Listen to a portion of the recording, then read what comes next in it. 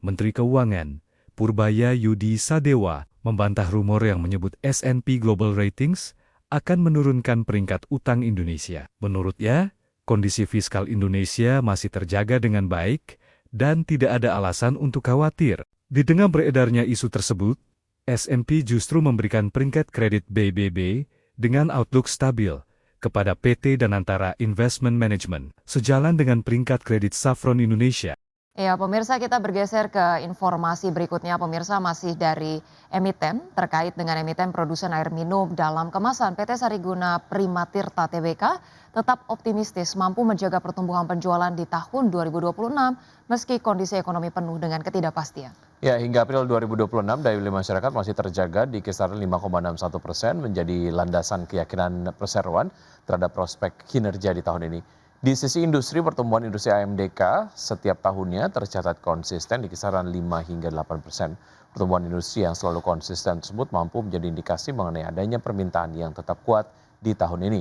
Pada kuartal pertama tahun 2026, perseroan mencatatkan penjualan senilai 774,4 miliar rupiah, naik 15,8% year on year dengan laba bersih konsolidasi tumbuh 5,2%. Lebih lanjut, untuk menjaga momentum, perseroan menyiapkan ekspansi kapasitas produksi melalui 3 pabrik baru di Palu, Pontianak, dan Pekanbaru yang akan beroperasi pada kuartal 3 dan 4 tahun ini. Selain itu, perseroan juga meluncurkan produk baru untuk segmen premium seperti hotel dan restoran.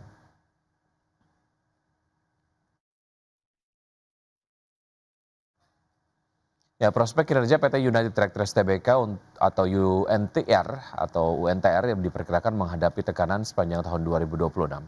Hal ini menyusul revisi turun target operasional di sejumlah segmen usaha serta pemangkasan belanja modal oleh perseroan.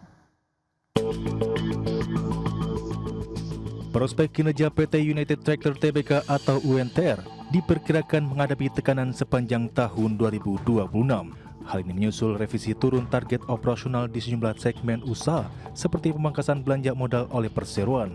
Manajemen United Tractors menurunkan panduan operasional di hampir seluruh segmen usaha. Penjualan batu bara tuah Turangga Agung atau TTA ditargetkan hanya 7,5 juta ton pada tahun 2026 atau turun sekitar 35% akibat rendahnya persetujuan RKAB. Perseroan juga memangkas belanja modal menjadi 650 juta dolar Amerika Serikat dari target awal sebesar 880 juta dolar Amerika Serikat. Kepala Riset Korea Investment and Sekuritas Indonesia Muhammad Wafi menilai target pertumbuhan laba UNTR tahun ini akan sulit dicapai. Menurutnya, skenario yang lebih realistis adalah menjaga laba tetap stabil dengan efisiensi capex dan pertahankan arus kas positif. Sementara itu, JP Morgan Sekuritas Indonesia mencatat target produksi emas Martabe pada tahun 2026 hanya 60.000 ons, jauh di bawah kapasitas normal 200.000 ons per tahun. Meski demikian, sejumlah katalis masih berpotensi menopang kinerja United Tractors. Harga batubara global yang masih relatif solid serta permintaan dari China, India, dan kawasan ASEAN menjadi penopang utama. Pengetatan RKAB di dalam negeri juga dinilai dapat menjaga harga batubara tetap tinggi. Selain itu, normalisasi operasional tambang emas Martabe pada paruh kedua 2026 berpeluang mendorong pemulihan kinerja perseroan. Berbagai sumber untuk ID Action. Ya, kita ke informasi berikutnya. Pemirsa, pergerakan IHSG di bulan Juni 2026 disebut akan dibayangi oleh sentimen kebijakan ekspor satu pintu, pergerakan rupiah, dan realisasi dari rebalancing FTSE Russell. Sementara itu dari sisi teknikal, Head of Research Kiwum Sekuritas, Liza Kamelia Suryanata, menyatakan level 6.000 hingga 5.882 menjadi zona support bagi IHSG saat ini. Indeks harga saham gabungan mengakhiri perdagangan di bulan Mei 2026 di level 6.127 pada Jumat 29 Mei 2026. Secara tahun berjalan, indeks anjlok 29,14%. Arus dana asing masih mencatatkan tren keluar dari pasar saham domestik. Sepanjang tahun berjalan, nilai jual bersih investor asing di seluruh pasar mencapai 45,45 triliun rupiah. Head of Research Kiwum Sekuritas Liza Kamelia Suryanata menyampaikan, pergerakan IHSG di Juni 2026 akan diawali sentimen PT Danantara Sumber Daya Indonesia, pergerakan rupiah, dan penilaian rebalancing FTSE Russell yang akan terrealisasi 19 Juni 2026. Khusus sentimen DSI, Liza mengatakan implementasi kebijakan ekspor satu pintu berpotensi memberi manfaat bagi perekonomian. Namun tantangan terbesar kebijakan ini bukan terletak pada tujuannya, melainkan pada implementasinya. Pasar saat ini berada dalam kondisi yang cukup sensitif. Terkait posisi ISG, saat ini Liza menyebut ISG hampir menyentuh level terendah pada tahun 2025 lalu di posisi 5.882. Dari sisi teknikal, area 6.000 hingga 5.882 menjadi zona support penting yang saat ini menjadi tumpuan harapan besar. Sementara itu, analis sekaligus branch manager Panin Sekuritas Eliardi Pratama mengatakan, pergerakan pasar saham masih cenderung volatil pada Juni 2026.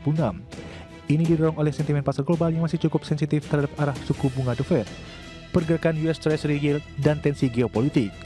Sementara dari domestik ada beberapa sentimen utama yang bakal mempengaruhi ISG, mulai dari stabilitas rupiah dan arah suku bunga Bank Indonesia, lalu arus dana asing terutama ke saham-saham perbankan besar. Berbagai sumber untuk ID Action.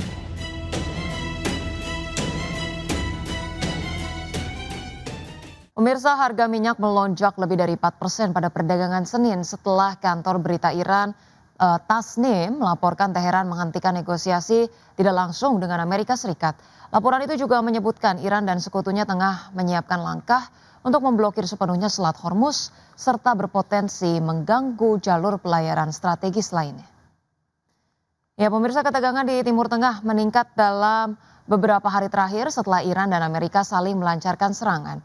Minyak mentah berjangka Brent ditutup melonjak 4,2% ke level 94,98 dolar per barrel. Sedangkan minyak mentah berjangka West Texas Intermediate naik 5,5% ke level 92,16 dolar per barrel.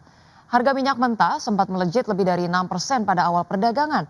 Namun kenaikan tersebut berkurang setelah Presiden Donald Trump menyatakan dirinya tidak mengetahui adanya penghentian pembicaraan dengan Iran. Meski demikian, kekhawatiran pasar tetap tinggi. Sebelumnya harga minyak mencatatkan penurunan bulanan terbesar sejak Maret 2020 sepanjang Mei lalu, di mana dengan Brent dan WTI masing-masing kehilangan sekitar 17 hingga 19%. Didorong oleh optimisme bahwa Washington dan Teheran hampir mencapai kesepakatan untuk meredakan konflik.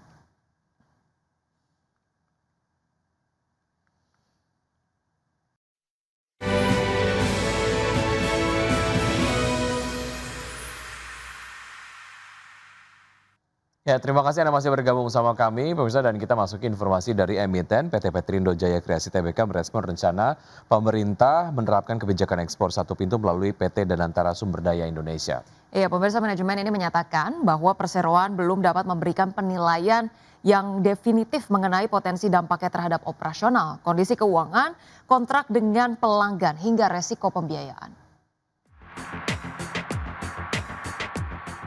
PT Petrindo Jaya Kreasi Tbk merespon rencana pemerintah menerapkan kebijakan ekspor satu pintu melalui PT Danantara Sumber Daya Indonesia.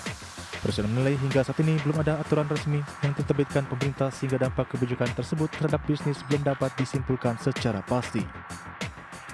Direktur Utama PT Petrindo Jaya Kreasi Tbk Michael menyatakan bahwa presiden belum dapat memberikan penilaian definitif mengenai potensi dampaknya terhadap operasional, kondisi keuangan, kontrak dengan pelanggan, hingga risiko pembiayaan.